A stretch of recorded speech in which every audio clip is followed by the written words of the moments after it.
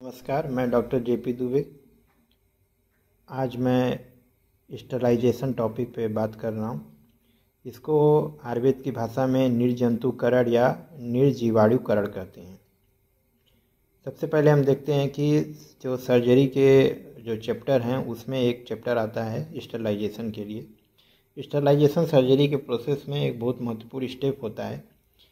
शल्य चिकित्सा से संबंधित उपकरणों एवं व्रण चिकित्सा से संबंधित बंध आदि इत्यादि को यानी बैंडेजेज वगैरह को जीवाणु रहित करने की प्रक्रिया को हम लोग निर्जीवाणुकरण कहते हैं। जिस प्रक्रिया के द्वारा किसी वस्तु को जिसकी शुद्धि करनी है उसे जंतु रहित यानी बैक्टीरिया या वायरस से रहित कर दिया जाए उसे निर्जंतुकरण अथवा निर्जीवाणुकरण कहते हैं। आचार्यों को इसके बारे में पता था या नहीं था, इसके रेफरेंसेस के बारे में हम देखते हैं। तो शल्य तंत्र में आरंभ से ही आचार्य सुश्रुत एवं अन्य प्राचीन आचार्यों ने इस ओर विशेष ध्यान दिया है। इन्होंने व्रण और व्रणी में जीवाणुओं के कारण होने वाले उपद्रव यानी कॉम्प्लिकेशन के बारे में बताया कि शोफ होता है, लालिमा होती है, पुए का फॉर्मेशन यानी पस का फॉर्मेशन होता है। इसको देख करके उन्होंने समझा कि जरूर कुछ न कुछ इसके पीछे कारण है। इन अदृश्य कारणों को जिसको वो देख नहीं पाते थे उसे को उन्होंने राक्षस शब्द का नाम दिया, राक्षस से नामकरण किया। आयुर्वेद शास्त्र में राक्षसों से व्रण पे बांधे जाने वाली विकेशिका, कवलिका यानी गौज वगैरह और पट्टी को, यंत्र और शस्त्र को यानी सर्जिकल इंस्ट्रूमेंट को तथा शल्य कर्म में जो ओटी होता है और व्रणितागार जिसको सर्जिकल वार्ड बोलते थे जहाँ पे वो भर्ती होते थे की शुद्धि के उपायों का विस्तृत वर्णन किया गया है, जिससे हमें ये पता चलता है कि स्टरलाइजेशन का महत्व हमारे आचार्यों को प्राचीन काल से ज्ञात था और उस चीज़ को फॉलो करते थे। तो दो मेथड यूजुअली अपनाए जाते थे। पहला होता था धूपन, दूसरा अग्नि तप्त यंत्रों एवं शस्त्रों का प्रयोग।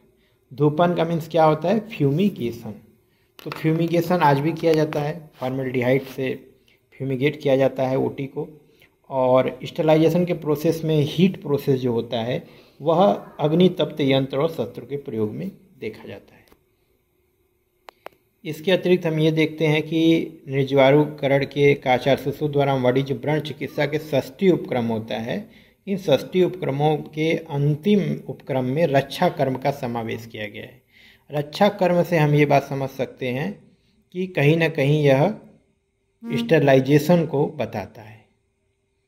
निशाचरेभ्यं रक्ष्यस्तु नित्यम एव क्षमातुरः रक्षा विधाने निर्दिष्टम यमे संयमास्तथा। यानी धूपन, मंत्र आदि वर्णित विधि, यम, नियम इन आदि से रक्षा विधान का और गुग्गुल आदि से धूपन करने का आदि का प्रयोग व्रण राक्षस से रक्षा हेतु बताया गया है। तो इससे हम इस बात को समझ सकते हैं कि हमारे आचार्यों को इसके बारे में भली भांति ज्ञात था और वो इस चीज़ को फॉलो भी करते थे। इसमें एक सुश्रुत का एक कोटेशन आता है, सुश्रुत सूत्र स्थान 5 का 20वां श्लोक, जो यह कहता है कृत्यानाम प्रतिघातार्थ तथा रक्षो भयस्त च रक्षा कर्मम करिष्यामि ब्रह्मम तदु अन्यता। यानी मैं कृताओं यानी कि जिसको सोरसेरी या विचिंग कहते हैं यानी कि काला जादू, इस तरह की चीज़ें जो अदृश्य चीज़ें हैं जो दिखाई नहीं दे रही हैं के प्रतिषेध के लिए, और राक्षसों, जहाँ पे राक्षसों का मतलब हम क्या समझ रहे हैं? इनविजिबल क्रिएचर जो भी हैं, बैक्टीरिया, वायरस, फंगस, ये सब को के भय को दूर करने के लिए रक्षा कर्म करूँगा यानी प्रोटेक्टिव मेजर्स को अपनाऊँगा। उन प्रोटेक्टिव मेजर्स में उन्होंने क्या बताया है? ततो गुग्गुल अगरु सर्जरस वचा गौरसरसप चूर्ण लवणम निम्बपत्र विमिश्राभ्ये राजयुक्ते धूपयेतम आज्यशेषेणम च अस्यम प्राणायान समालभेत। यानी गुग्गुलू, अगरू, सर्जरस, वचा, श्वेत सरसप का चूर्ण, लवण, नींब पत्र, इन सब को लेकर के गोघृत में मिलाने के बाद हम इसका धूपन करेंगे और उस धूपन के बाद जो शेष घृत बच जाएगा उससे मर्म स्थानों पर अभ्यंग करेंगे। तो ये कहीं ना कहीं आप समझ सकते हैं कि स्टरलाइजेशन का प्रोसेस है। आज भी इन्हीं अगरू और इन सब से किसी एक बॉक्स में अगर हम बैक्टीरिया कल्चर करते हैं और उसके बाद कल्चर के बाद वहाँ धूपन करते हैं तो वहाँ पे बैक्टीरिया और वायरसेस की संख्या में कमी देखी गई है, जो कि ऑलरेडी रिसर्च अवेलेबल है। इन धूपन द्रव्यों का प्रयोग व्रण का धूपन करने के लिए भी किया जाता था और सर्जिकल वार्ड के धूपन के लिए भी हम प्रयोग करते थे। धूपन का उद्देश्य व्रण से किसी भी प्रकार के संक्रमण को रोकना है, यानी कंटामिनेशन को रोकना है, और साथ ही जल्दी से व्रण हील कर जाए या रोपित हो जाए, इसके लिए इसका प्रयोग किया जाता है। ठीक है। काश्यप संहिता में आता है एक रेफरेंस, घृतम सिद्धार्थ को हिंगु देव निर्माल्य अच्छता सर्पतस्व भिक्षु संघाटी धूपो रक्षोघ्न उच्यते। तो वहाँ पे काश्यप संहिता में योनि के एक धूपन कल्प अध्याय ही है, उसमें अनेक प्रकार के धूपन द्रव्यों के बारे में बताया गया है। वहाँ पे रेफरेंस आता है कि गौघृत श्वेत सरसों, सिद्धार्थक जो है सरसप का पर्याय होता है, हिंगु देव निर्माल्य सांप की केचुली, भिक्षु संघाटी यानी वैद्य भिक्षु का प्राचीन वस्त्र के द्वारा धूपन करके हम रक्षोघ्न कर्म कर सकते हैं। यानी कि आचार्यों को सूक्ष्म जीवाणुओं की उपस्थिति का स्पष्ट रूप से ज्ञान था और उन्होंने इसको अदृश्य राक्षसों के अंतर्गत इसकी गणना की है। अब हम ये देखते हैं कि प्राचीन आचार्यों ने या क्या क्या मेथड अपनाए थे, उसके क्या क्या रेफरेंसेस हैं जहाँ हमें ये समझ सकते हैं कि कहीं ना कहीं उनको इसके बारे में ज्ञान था और इसके बचाव के वो उपाय करते थे। तो सुश्रुत चिकित्सा 1/119 का रेफरेंस आता है, मच्छिका व्रणम आगत्यम निक्षिपयन्ति यदा क्रमीन स्वैथु भक्षिते तैस्तु जायते भृष दारुड़ा। यानी व्रण स्थान में मक्खियों के द्वारा जीवाणु संक्रमण होने पर व्रण तथा वेदना के लक्षण बढ़ जाते हैं। यानी यदि व्रण पे मक्खियाँ आएंगी तो वहाँ पे इन्फेक्शन बढ़ेगा, रोगी की पीड़ा बढ़ जाएगी। तो इससे हमें यह ज्ञात होता है कि स्टरलाइजेशन के लिए उन्होंने आगे फिर बताया कि वहाँ पे मक्खियाँ न आएँ, व्रण का मक्खियों द्वारा संक्रमण रोकने के लिए रक्षोघ्न द्रव्यों का प्रयोग कर व्रण को निर्जंतुकरण करना चाहिए। यानी कि धूपन आदि, गुग्गुल और सरसप आदि का धूपन दे करके उसको हटाना चाहिए। फिर आता है एक ओटी प्रोटोकॉल होता है कि अगर कोई व्रणी सामने है और मतलब कोई ऐसा पेशेंट है जिसके वुंड ओपन है, तो वहाँ पे आपको कैसे व्यवहार करना चाहिए। ना समृतम मुखं सदसी जम्भो उद्गार काश स्वसु छवतु अन्यसेत। यानी मुख पर आवरण रखे बिना, यानी जिह्वा करना, आवरण मीन्स यहाँ पे मास्क समझ सकते हैं, उद्गार करना यानी बेल्चिंग, काश मतलब कफिंग, श्वास मतलब डीप ब्रीदिंग या स्नीजिंग छवथु नहीं करना चाहिए। इससे क्या होता है, हमारे जो ड्रॉपलेट इन्फेक्शन है वो व्रण तक या वुंड तक पहुंच सकते हैं। भले आप सर्जिकल ओटी में फ्रेश वुंड बना रहे हो, वहाँ पे भी बन सकता है, वहाँ पे भी इन्फेक्शन जा सकता है। इसीलिए हमें हर प्रकार से व्रण का रक्षा करने के लिए चेहरे को ढकना चाहिए। आज के परिवेश में हम मास्क को समझ सकते हैं और उस समय भी इसी का विधान किया गया था। फिर आता है तीसरा रेफरेंस कि इंस्ट्रूमेंट के लिए क्या दिया गया, तो उन्होंने एक समझ लीजिए ये एक तरह की हीट स्टरलाइजेशन है। अग्नि तप्तेन शस्त्रेणम छिन्द्यात, यानी सद्यो व्रण चिकित्सा प्रकरण में उदर से मेदवर्ती निकलने पर उसका छेदन अग्नि तप्त शस्त्र से करना चाहिए। यानी कि जो भी इंस्ट्रूमेंट यूज होगा वह अग्नि तप्त होना चाहिए, यानी अग्नि में रेड हीट होकर के उसको प्रयोग करें। तो ये तो बहुत अच्छा मेथड स्टरलाइजेशन का जिसका आचार्यों ने वर्णन किया है। अब आता है सरसप अरिष्ट पत्राभ्याम सर्पिसा लवड़ेन च द्विरह कार्येद धूपम 10 रात्रम अतंद्रेत। यानी कि सरसप, नीम पत्र, घृत, लवण के साथ दिन में 2 बार 10 दिन तक धूपन करना चाहिए। इससे राक्षसों का नाश होता है, यानी कृमियों का नाश होता है और व्रण में संक्रमण यानी कंटामिनेशन नहीं हो पाता। तो कुल मिला के जो आपका पोस्ट ऑपरेटिव प्रोटोकॉल है या पेशेंट के साथ लगभग 7 से 10 दिन का ही होता है और उसी टाइम पीरियड को यहाँ पे बताया गया है।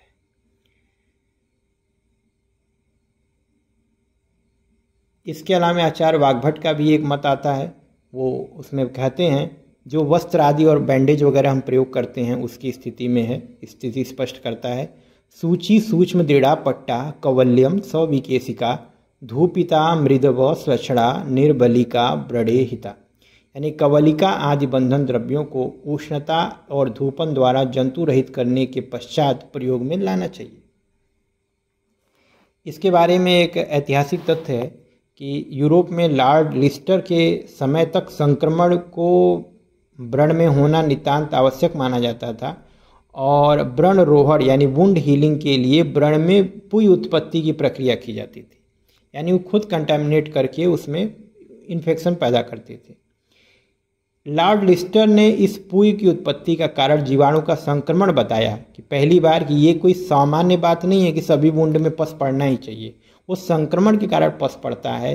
तब से उन्होंने स्टरलाइजेशन की प्रक्रियाएं खोजना शुरू किया, जबकि आचार्य सुश्रुत के समय से ही यह पूरी शक्ति से इसको भारत में यह कार्य किया जा रहा था और रेफरेंसेस भी हमारे पास अवेलेबल हैं। यानी वुंड में पस पड़ना जिस जगह पे कॉमन माना जाता था और उसको ये समझते थे कि एक इसी का पार्ट है, ऐसी इसके जस्ट विपरीत भारत में हम लोग आयुर्वेद के थ्रू इसको ट्रीट करते थे और पस बनने से रोकते थे।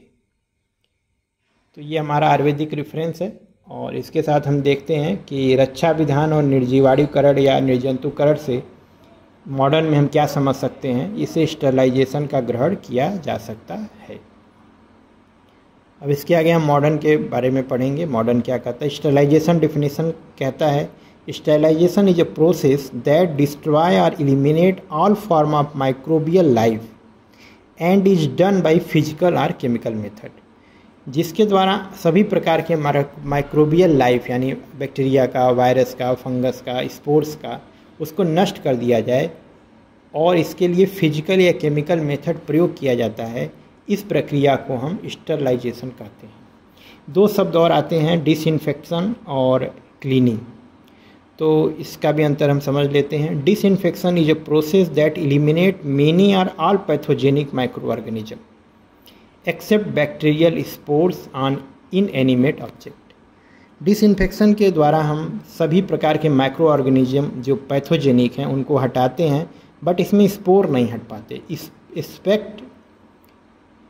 Accept bacterial spore. तो हमको इसको ध्यान रखना है। और क्लीनिंग में क्या होता है, जितना विजिबल सॉइल होते हैं, cleaning is the removal of visible soil, example organic and inorganic material from object and surfaces. जो आँख से दिखाई दे रहा है उसको हटाना क्लीनिंग कहलाता है। और डिसइंफेक्शन क्या है कि वो माइक्रो ऑर्गेनिज्म को हटाना है वहाँ से, एक्सेप्ट बैक्टीरियल स्पोर। अब फिर आता है, अब फर्दर हम टॉपिक में आएंगे बढ़ेंगे तो मेथड ऑफ स्टरलाइजेशन पढ़ेंगे। मेथड ऑफ स्टरलाइजेशन में बेसिकली 3 मेथड यूज होते हैं, फिजिकल, केमिकल और गैसियस। तो फिजिकल मेथड में क्या होता है, इसमें फिर से हम देखते हैं तो थर्मल मेथड यूज किया जाता है। फिजिकल मेथड में थर्मल मेथड यूज किया जाता है। थर्मल मेथड जो होता है फिर से 3 पार्ट में डिवाइड होता है, dry, moist, radiation and filtration method. तो इसको हम डिटेल करेंगे आगे। सबसे पहले हम ये देखते हैं कि फिजिकल मेथड होता क्या है। थर्मल या हीट स्टरलाइजेशन इसको बोलते हैं। जो अग्नि तत्व की बात थी वो इसके अंतर्गत आता है। Heat sterilization is the most widely used and reliable method of sterilization involving destruction of enzyme and other essential cell constituent. यानी कि हीट जो होता है वह सबसे वाइडली यूज किया जाता है और रिलायबल मेथड है, मतलब विश्वसनीय मेथड है, जिसके द्वारा अगर स्टरलाइज किया जाए तो एंजाइम का डिस्ट्रक्शन होता है, बैक्टीरिया, वायरस और आदि इन सब के, और इसेंशियल सेल कॉन्स्टिट्यूएंट जैसे सेल मेम्ब्रेन है, माइटोकॉन्ड्रिया, ये सब नष्ट हो जाते हैं हाई टेम्परेचर पे। तो इन जनरल हम कहाँ यूज करते हैं इसको, इंडिकेशन कहाँ है? This process is most effective in hydrated moist state, जहाँ पे नमी ज़्यादा है, वहाँ पे हाई ह्यूमिडिटी जहाँ पे है वहाँ पे यूज किया जाता है। क्योंकि इंस्ट्रूमेंट आप जैसे ही स्टरलाइज करके रखेंगे वो ड्राई नहीं रह पाएगा, वहाँ पे मॉइस्ट आ जाएगा। तो ऑलरेडी वो स्टरलाइज है तो हमें बस उसको क्या करना है, हीट देना है, या फिर स्टरलाइज नहीं भी है और उसके ऊपर मॉइस्ट है, नमी है, तो उसको नमी को एक बार हम हीट करेंगे तो वो सारा हीट से ख़त्म हो जाता है जितने माइक्रो ऑर्गेनिज्म होते हैं। फिर आता है, इसमें भी अलग अलग तरह से हीट दी जाती है, ड्राई हीट दी जाती है और मॉइस्ट हीट दी जाती है। तो ड्राई हीट क्या होता है, under dry state oxidative changes take places and higher heat input is required. इसमें अधिक मात्रा में हमको हीट की आवश्यकता होती है, हाई टेम्परेचर हीट चाहिए होता है। और ये हम उसी पे प्रयोग कर सकते हैं जो कि थर्मोस्टेबल होगा, क्योंकि इसमें टेम्परेचर जाता है लगभग 160 से 180 डिग्री सेल्सियस तक। ऐसे में अगर थर्मोस्टेबल नहीं होगा तो वह थर्मोस्टेबल मतलब हाई हीट पे अपनी स्वरूप को बना के रख सके। तो जैसे रबड़ हो गया, गॉज हो गया, ये इतनी हीट पे नष्ट हो जाएंगे या जल जाएंगे या गल जाएंगे। तो ऐसी चीज़ें, जो ऐसे इंस्ट्रूमेंट जो कि बहुत ज़्यादा स्टेबल हैं, थर्मल स्टेबल हैं, स्टील आदि के हैं, तो वो थोड़ा सा इसको सह सकते हैं, तो वहाँ हम प्रयोग कर सकते हैं। और कम से कम लगभग 2 घंटे तक आपको हीट देनी होगी। इसके बाद आता है the benefit of dry heat include good penetrability and non corrosive nature which make its applicable for sterilising glass item and metal surgical instrument. तो इसके लिए हम क्या करते हैं, जो हमारे ग्लास वाले आइटम हैं उसको यूज कर सकते हैं, और जो मेटल सर्जिकल इंस्ट्रूमेंट है वहाँ पे इसका यूज किया जा सकता है। तो इसमें हम ये देखते हैं कि ड्राई हीट का प्रयोग जो है वह थर्मोस्टेबल प्रोडक्ट पे किया जा सकता है, और इसका टेम्परेचर हमको याद रखना है 160 से 180 डिग्री सेल्सियस। कितनी देर तक? लगभग 2 घंटे तक। ठीक। हॉट एयर ओवन में हम देखते हैं dry heat sterilization is usually carried out in the a hot air oven which consist of the following. सबसे पहला जो एक हॉट एयर ओवन जिसके लिए यूज किया जाता है ड्राई हीट के लिए, तो उसमें हम देखते हैं सबसे पहले इसमें क्या है, एन इंसुलेटेड चैम्बर होता है जो कि surrounded by an outer case containing electric heater. एक फ़ैन होगा, स्लेब्स होंगे उसके अंदर, थर्मोकपल होगा, टेम्परेचर सेंसर होगा और डोर लॉकिंग कंट्रोल होंगे। प्रोसीजर क्या करेंगे, हाँ इसमें एक चीज़ हमको ध्यान रखना है कि जो भी हम आर्टिकल इसके अंतर्गत रखेंगे वो सबको पहले रैप करेंगे या फिर इनक्लोज करेंगे कंटेनर ऑफ कार्डबोर्ड, पेपर और एल्युमिनियम। जो कुछ भी हमें रखना है उसको डायरेक्ट ना रख करके उसको हम एक कार्डबोर्ड से या पेपर से या फिर एल्युमिनियम से उसको लपेट के रखेंगे। इसमें इसके बाद हम जो इंस्ट्रूमेंट रखेंगे उसे इस प्रकार से अरेंज करेंगे कि पैरेलल फॉर्म में रखे हों, ताकि एयर जो फ्लो हॉट एयर आ रही है वो सभी पे बराबर मात्रा में जाए। इसके बाद आता है मॉइस्ट हीट स्टरलाइजेशन, जो कि मोस्ट कॉमन है। इसमें होता है कि ये ड्राई सैचुरेटेड स्टीम होता है, इसको ऑटोक्लेविंग भी बोलते हैं। इसमें एक बॉइलिंग वाटर, स्टीम और एटमॉस्फेरिक प्रेशर इसमें देखा जाता है। इसके लिए जो इंस्ट्रूमेंट उसे ऑटोक्लेव मशीन बोलते हैं। इस ऑटोक्लेव मशीन में इसका एडवांसमेंट ये है कि इसमें ये लगभग 2 साइज में आता है, 400 से लेके 800 लीटर तक रहता है। बीच में और भी साइजेज हम यूज कर सकते हैं। साथ में इसमें वाटर हीटिंग सिस्टम होता है, तो इसमें वाटर जो है सबसे नीचे वाली लेयर में रहता है, उसमें एक हीटर लगा रहेगा, वो वहाँ से वाटर गर्म होगा, वेपर फॉर्म बनेगा। जो वेपराइज्ड फॉर्म में आता है उससे एक प्रेशर जनरेट होता है जो कि सैचुरेटेड स्टीम कहलाता है। सैचुरेटेड स्टीम जो है वह स्टरलाइजिंग एजेंट की तरह काम करता है, और जो पार्सुराइज स्टीम जो है, प्रेशराइज स्टीम जो रहता है, वो माइक्रो ऑर्गेनिज्म को डिस्ट्रॉय कर देता है, और ये सबसे रिलायबल फॉर्म ऑफ स्टरलाइजेशन माना जाता है। इसमें जो टेम्परेचर का रेंज होता है वो 121 से 134 डिग्री सेल्सियस तक जाता है, और जो प्रेशर बनता है वो 20 पाउंड पर स्क्वायर इंच का बनता है। इसको मॉनिटर करने के लिए उसमें क्या रहता है, एक थर्मोमीटर लगा रहता है जिसको टेम्परेचर गॉज कहते हैं। दूसरा क्या कहलाता है, प्रेशर गॉज कहलाता है, जिसमें हम प्रेशर को देखते हैं। यह मेथड ऑफ स्टरलाइजेशन सबसे ज़्यादा पॉपुलर है, और इन जनरल सभी instrument, syringe, needle, surgical gown और सर्जिकल स्वैब, ग्लास आइटम यहाँ पे यूज किया जाता है, जिसको स्टरलाइज करते हैं इसमें रख करके। और रबर, प्लास्टिक वगैरह इसमें यूज नहीं कर सकते क्योंकि टेम्परेचर 100 डिग्री से ऊपर जा रहा है। और इसके साथ ही ये हमारा ऑटोक्लेव मशीन जो है वो लगभग सभी ओटी में यूज की जाती है और सबसे ज़्यादा पॉपुलर है। यानी कि जो आपका मॉइस्ट हीट स्टरलाइजेशन है वो सबसे ज़्यादा पॉपुलर है। इसके बाद आता है एक बॉइलिंग मेथड भी होता है। बॉइलिंग मेथड में क्या होता है कि इसको आप बॉइलिंग 100 डिग्री सेल्सियस के वाटर में अगर 10 मिनट के लिए आप इंस्ट्रूमेंट को रख देंगे तो लगभग सभी प्रकार के पैथोजेनिक ऑर्गेनिज्म किल हो जाते हैं। कॉमनली यूज्ड होता है, अगर कोई और कोई साधन नहीं मिलता है तो हम लोग बॉइलिंग मेथड को अपनाते हैं। एडवांटेज क्या है इसका, एक सिंपल मेथड है, वेरी इकोनॉमिकल है, बहुत ज़्यादा खर्चीला भी नहीं है, पानी केवल उबालना 100 डिग्री पर 10 मिनट के लिए। डिसएडवांटेज क्या है, कुछ प्रकार के बैक्टीरिया, वायरस और स्पोर जो होते हैं वो बॉइलिंग से रजिस्ट कर जाते हैं, वो ख़त्म नहीं होते, तो इस वजह से उससे इन्फेक्शन आ सकता है।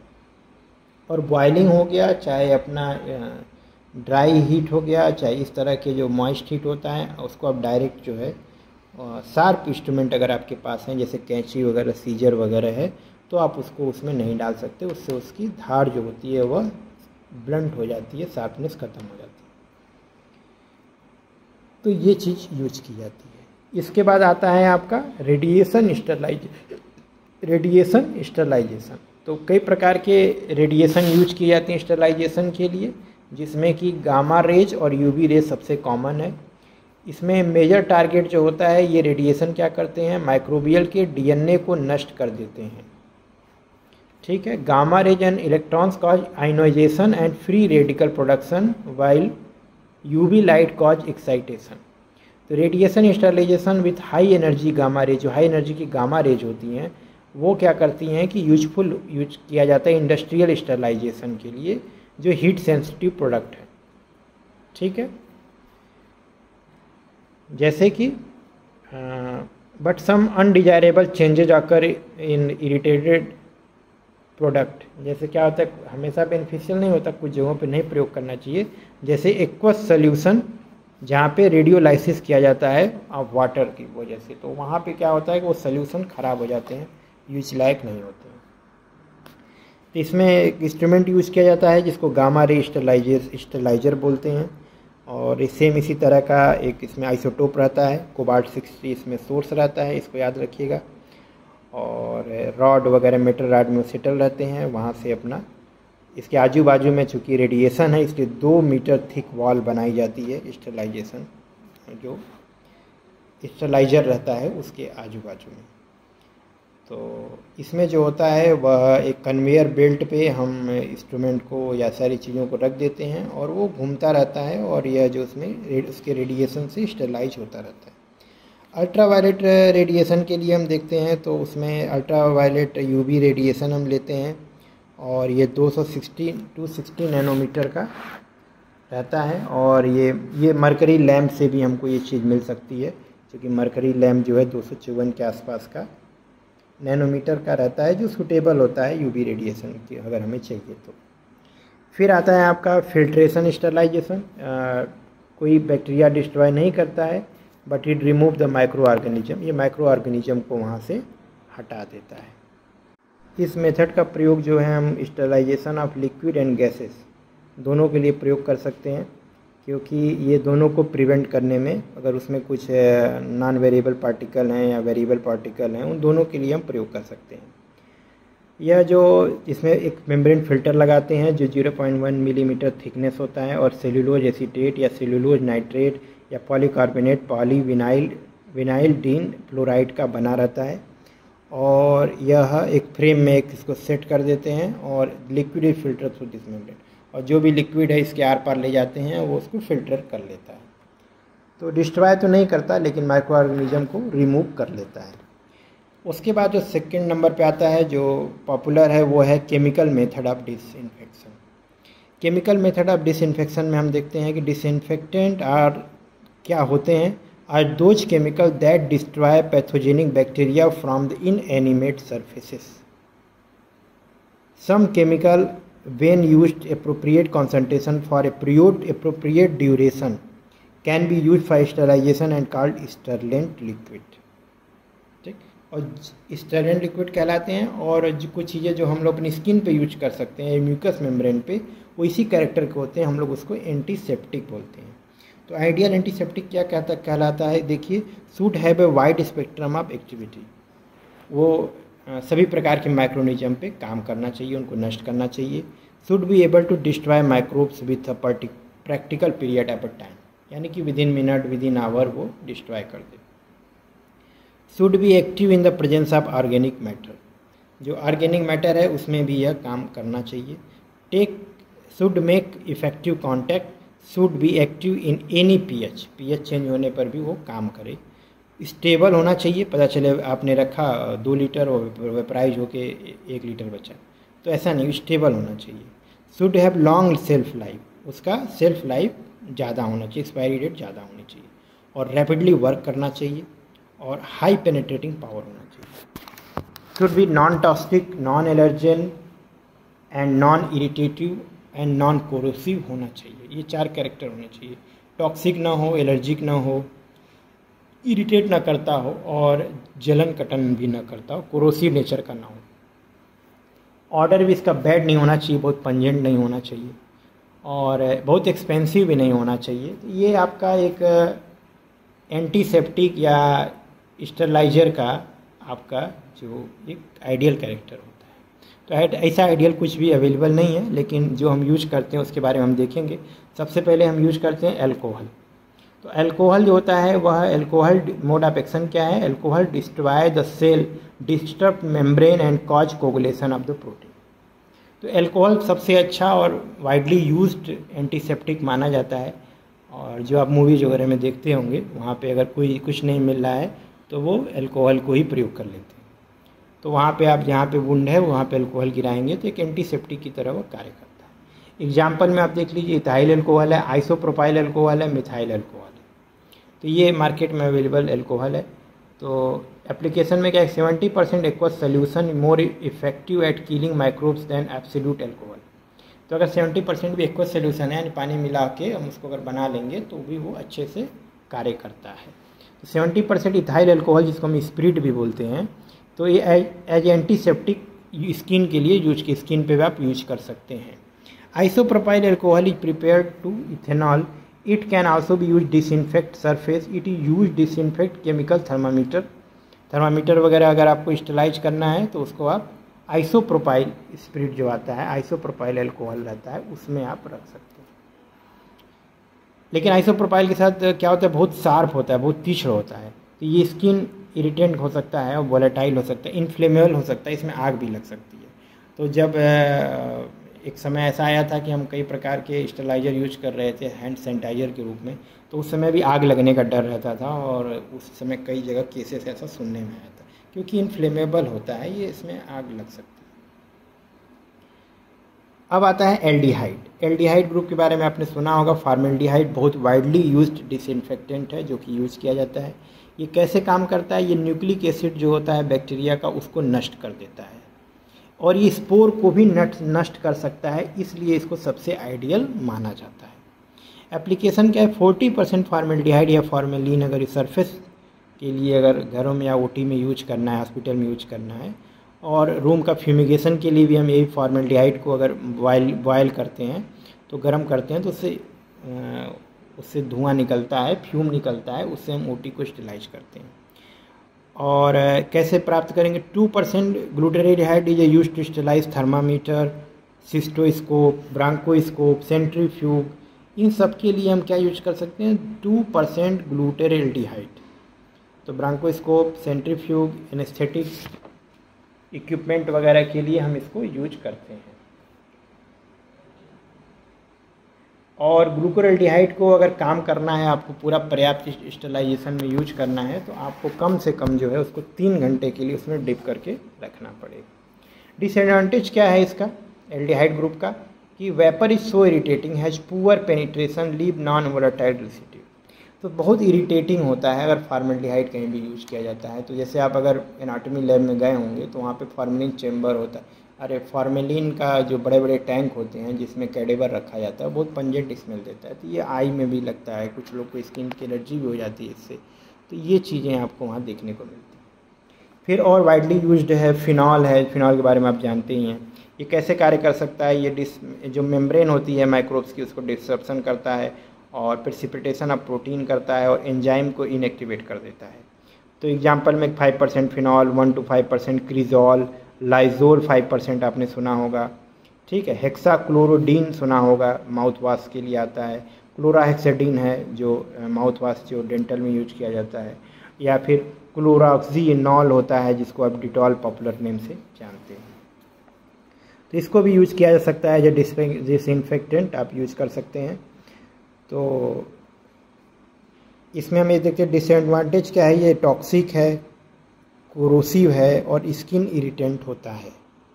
जो फिनाल ग्रुप की जो मेडिसिन होती हैं उसमें आपका जो ये अगर हाई कॉन्सेंट्रेशन में है तो डिसइंफेक्टेंट की तरह कार्य कर सकती हैं, और अगर लो कॉन्सेंट्रेशन है, अगर वाटर मिला के डाइल्यूट कर दिया जाए तो ये एंटीसेप्टिक की तरह कार्य करती हैं। जिसमें ये वार्ड फ्लोर में जैसे पेशेंट जहाँ भर्ती रहते हैं वार्ड वगैरह में, वो अपना पोछा वगैरह लगाने के लिए, और लेबोरेटरीज में जो जार वगैरह होते हैं उनको डिस्कार्ड करते समय, और बेड पैंस जो होते हैं उनको डिसइंफेक्शन करने के लिए हम इनका प्रयोग करते हैं। और 20% जो क्लोराहेक्सेडीन हो ग्लूकोनेट सोल्यूशन होता है उसको हम लोग प्री ऑपरेटिव जो हैंड स्टरलाइजेशन होता है और स्किन प्रिपरेशन के लिए हम प्रयोग करते हैं। और बाकी इसमें सबसे फेमस सेवलान है जिसके बारे में आप जानते ही हैं, ये एज ए एंटीसेप्टिक हम डिसइंफेक्शन दोनों के रूप में इसका प्रयोग करते हैं।